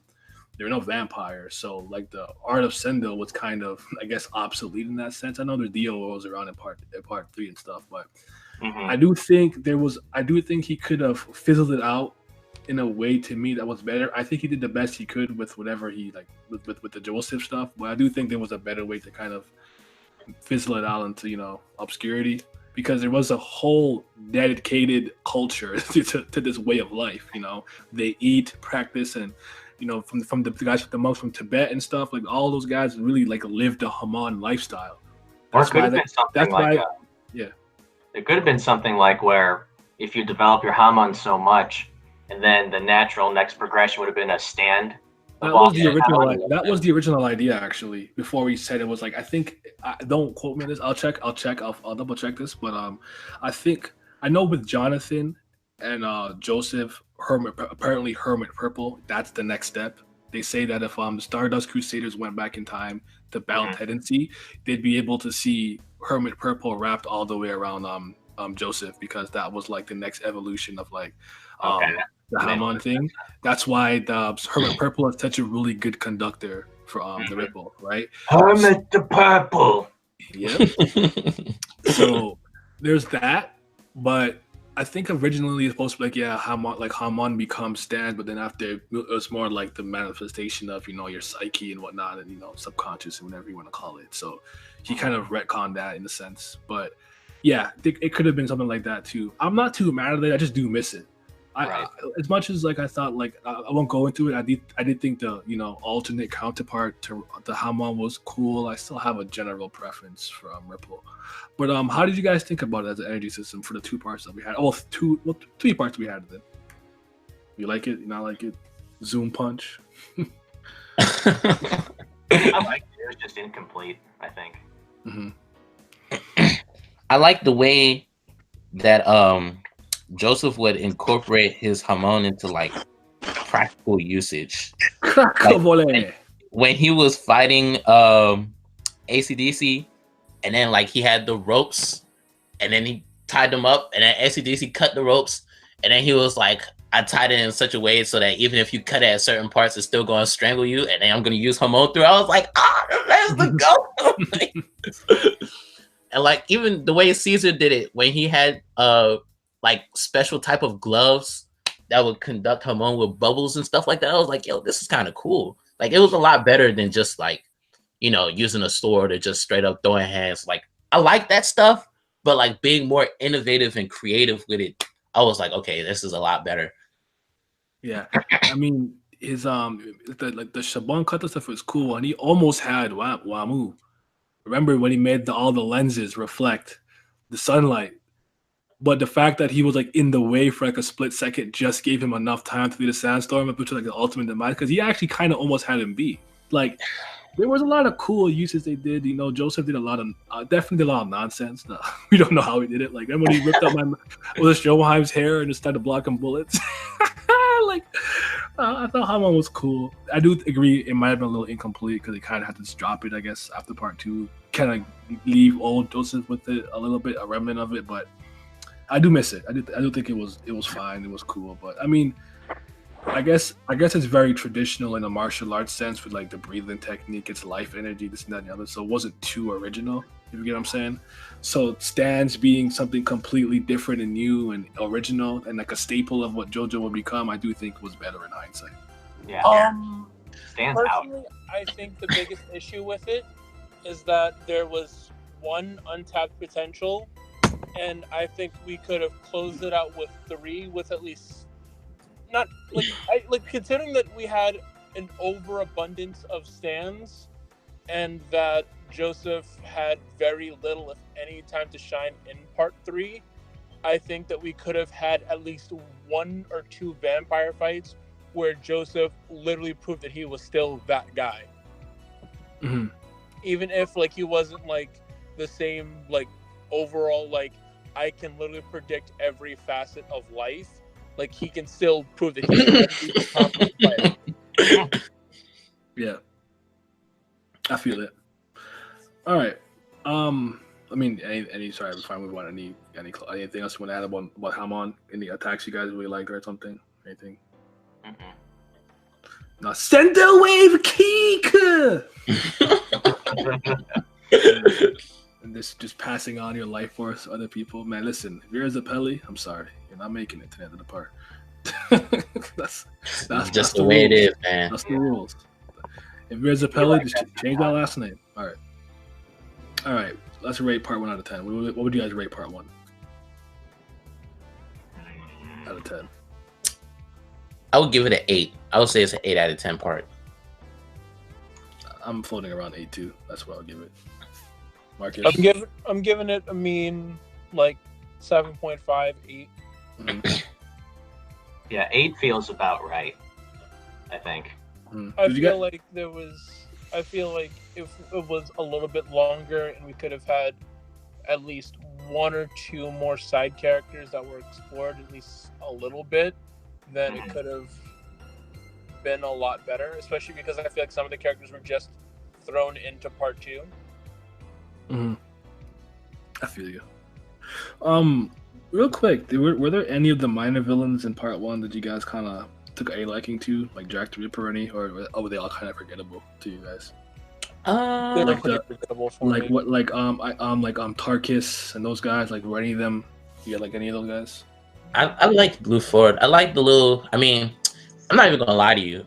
When I was watching part 1, and they did the backstory for Tarkus and Blue Ford, I guess it was because I was watching it like at like 3 a.m. But I fell asleep because I was just like, I want to see Dio. So why are they giving me a backstory for these guys? And I know they're gonna get off.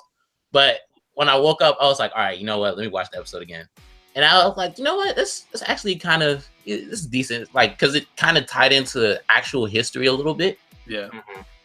And they're like, after Jonathan beat, was it Blue Ford when he got the sword from? I mean, he didn't get the sword from, but he gave him a sword and he put the P over the L for like pluck. Yeah, like I thought that part was really good to me. Remember, he's like this pain is proof of life. If you feel pain, you can feel joy. What humanity means. Yeah. That stuff. It was kind of deep. I liked it. That's some emo shit, but I'm with it. I like Blue for it, and then I like that Tarkus was pretty much just the opposite. He just stomped on the skull like but a bitch. So I was like, wow.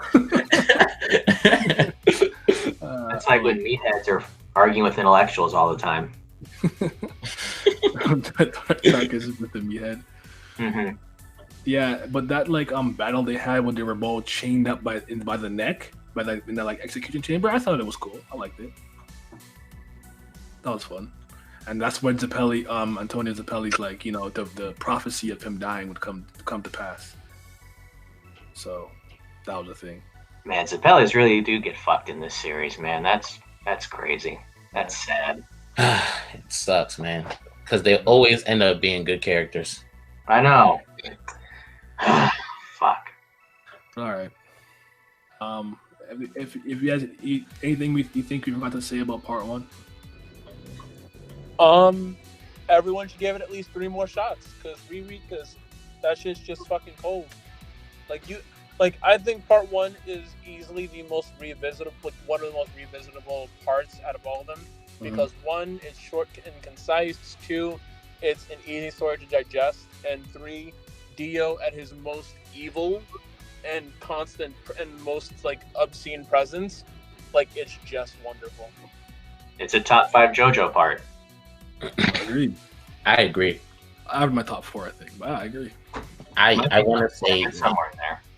It's at least top 6 for me, man. Yeah. So, but I just want to say, skipping parts is wrong, man. It's wrong. Not it. Every part does have a different JoJo, and the plot is a little different, but they do tie into each other. The only one that I can understand why people why people anyone that can understand the entire plot and say it's okay to skip was I'd say maybe part 5, just because none of the characters really as recurring later on down the line. What do you mean?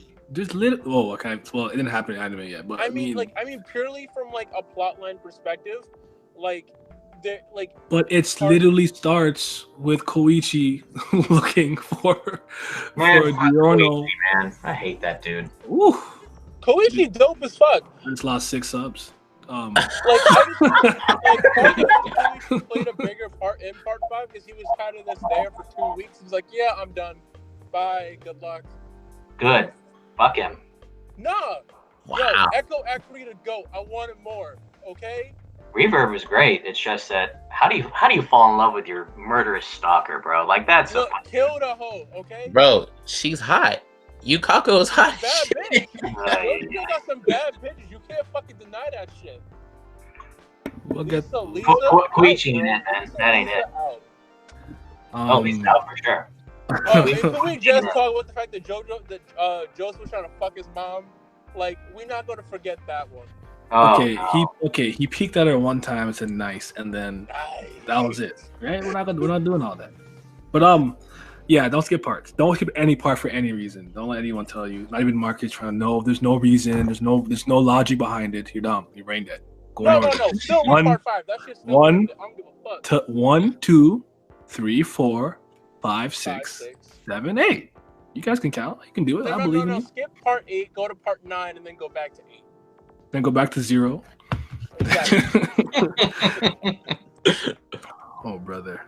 All right. So that'll wrap up the first episode of the Morioh Cho radio broadcast. I think we had a good time. It was good. I'm gonna try to do these monthly at least, but listen, I know me, so I no promises. You get them when you get them. But I think after the next one, we'll start getting into the more manga talk one. So you guys got time to catch up. Okay, so I'm giving y'all some time. Basically got 2 months, and then we hopping right in because I need to talk about Jojo somewhere. I'm dying. You give me a week heads up, I will catch the Jojo that day. All right. Jojo Cool. fire. Yep. All right. Everybody, have a good day. Have a beautiful doing here.